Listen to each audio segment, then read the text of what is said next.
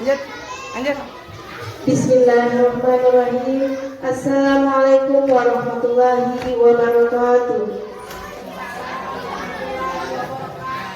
Alhamdulillahirabbil alamin wassalatu wassalamu ala asyrofil anbiya'i wal mursalin sayyidina maulana Muhammad wa ala alihi washabbihi ajmain. Amma ba'du.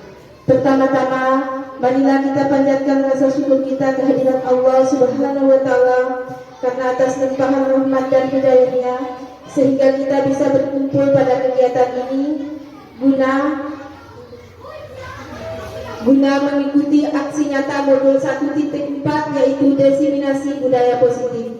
Kedua kalinya sholawat beserta salam marilah kita haturkan kepada junjungan Nabi besar kita Nabi Muhammad SAW yang telah membawa umat manusia dari alam jahiliyah menuju alam Islamiyah. Baiklah Bapak Ibu sekalian, marilah kita awali acara kita dengan sama-sama membaca basmalah. Bismillahirrahmanirrahim. Adapun kegiatan kita pada pagi hari ini yaitu presentasi aksi nyata modul 1.4 diseminasi budaya positif yang akan disampaikan oleh Ibu Hajarani Handriani SPDSD. Kepada Ibu Hajarani SPDSD kami persilakan.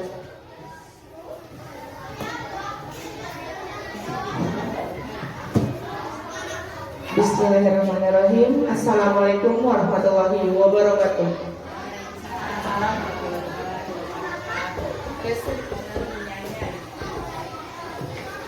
Ya, yang terhormat Ibu Kepala Sekolah SD Negeri Latarang, yang saya hormati rekan-rekan guru SDN Latarang, terima kasih atas keluangan waktu guna mengikuti pengimbasan budaya positif di sekolah.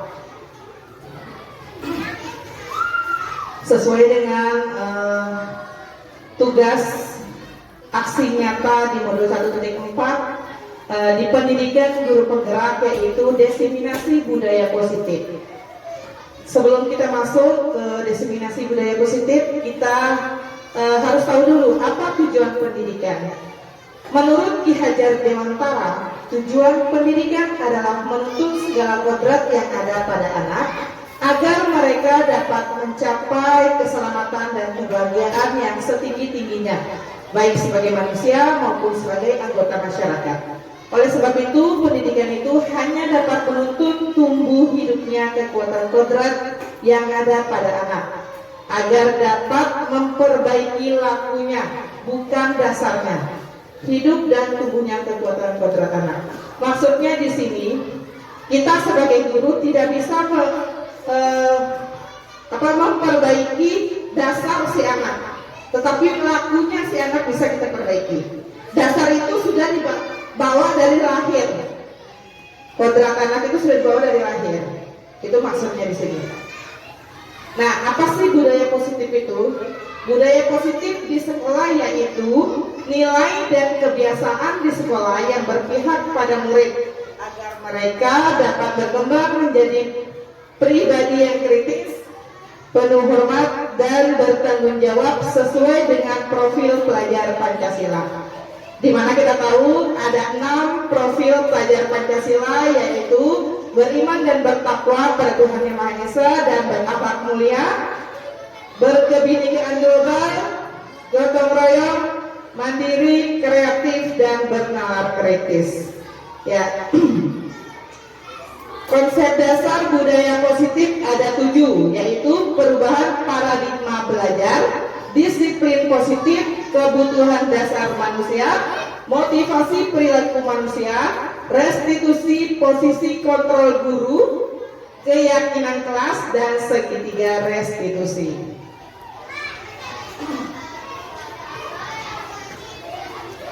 Kita masuk ke yang pertama, yaitu perubahan paradigma belajar.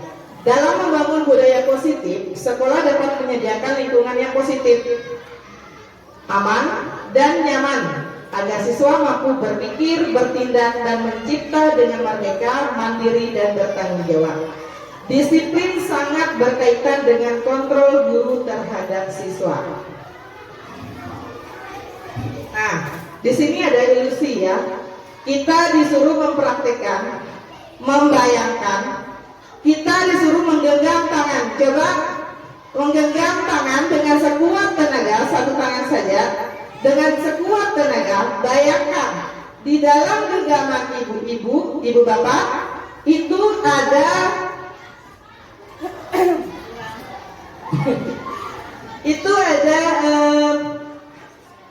menyimpan sesuatu yang sangat berharga bagi bapak ibu, sangat berharga di dalam genggamannya.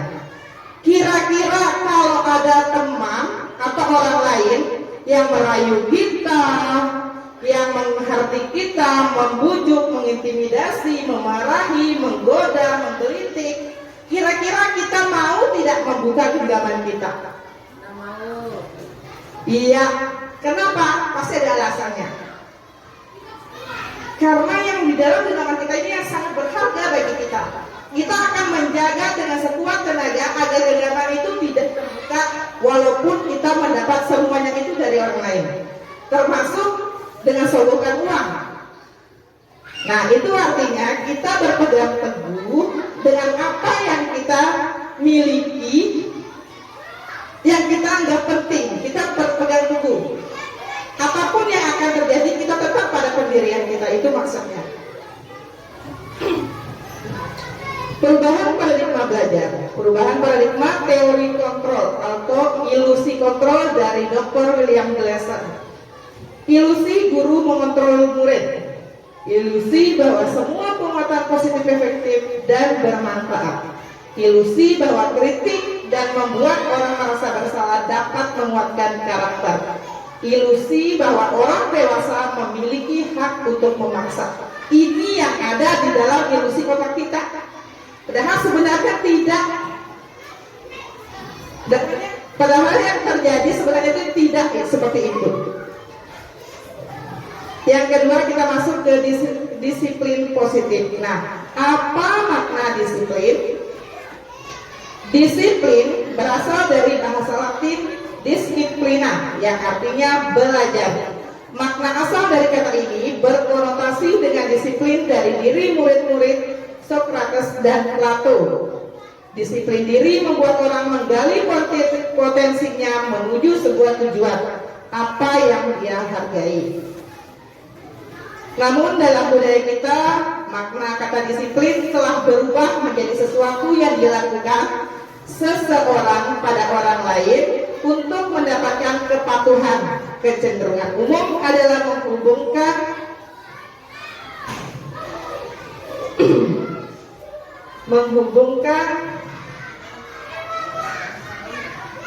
atau pencapaian suatu tujuan mulia.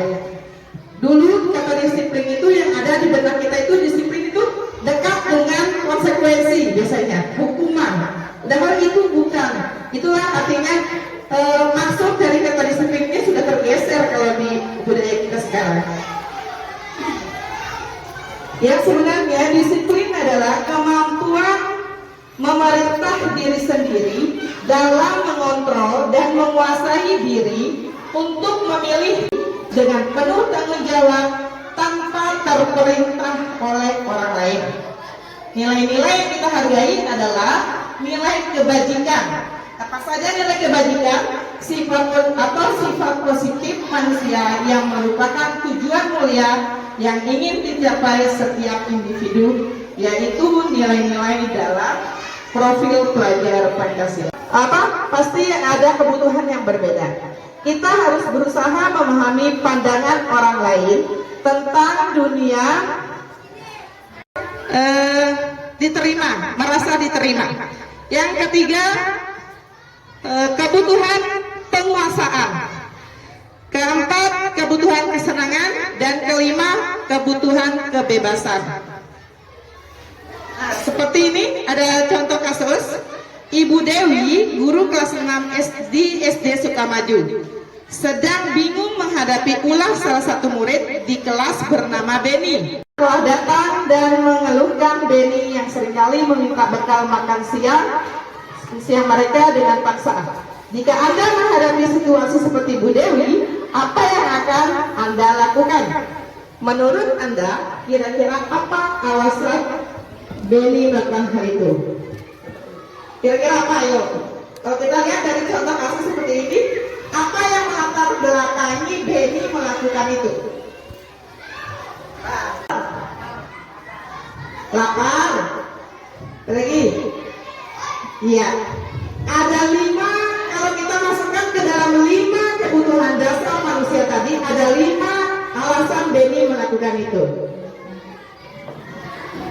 Kalau kita masuk ke bertahan hidup, alasannya yaitu Benny lapar dan orang tuanya tidak membawakan bekal makan siangnya. Bosan dengan bekal yang dibawakan orang tuanya karena selalu bekal yang sama.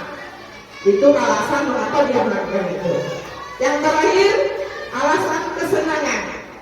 Alasannya yaitu Benny hanya iseng dan menikmati ekspresi wajah temannya yang kesal pada dia. Nah, itulah tadi. Jadi kita dalam suatu kasus kita tidak boleh melihat ke satu sisi saja. Kalau kita masukkan ke dalam kelima kebutuhan dasar itu, masing-masing punya alasan yang berbeda. Nah, jadi jangan heran kalau anak-anak apalagi usia SD banyak kebutuhan atau ada beberapa kebutuhan yang mungkin belum terpenuhi. Itulah dia ekspresikan di sekolah biasanya. Yang usil, yang pokoknya cari perhatian seperti itu, karena kebutuhan salah satu dari kebutuhan dasarnya belum terpenuhi. Itulah alasan mereka mengapa melakukan itu. Nah, bagi kita di tingkat SD banyak sekali kita temukan seperti ini kasusnya ya. Oke, yang keempat yaitu teori motivasi perilaku manusia. Ini yang paling banyak kita temukan di SD. Motivasi itu ada 2, motivasi eksternal dan motivasi internal atau intrinsik. Semua perilaku yang kita lakukan pasti memiliki tujuan. Yang pertama, untuk menghindari ketidaknyamanan atau hukuman. Apa yang akan terjadi apabila saya tidak melakukannya? Itu adalah motivasi eksternal. Untuk mendapatkan imbalan dari orang lain atau institusi. Apa yang akan saya dapatkan apabila saya melakukannya? Berarti ini mengharap imbalan. Nah, berarti ini motivasi eksternal, bukan dari dalam dirinya sendiri. Nah, terus yang ketiga, untuk menghargai diri sendirinya. Saya akan menjadi orang yang seperti apa bila saya melakukannya. Inilah motivasi internal atau tujuan disiplin positif itu. Artinya motivasi internal atau intrinsik itu motivasi yang datang dari diri kita sendiri. Ya, seperti ada beberapa kasus seperti datang ke sebuah tempat waktu. Ada beberapa alasan, misalnya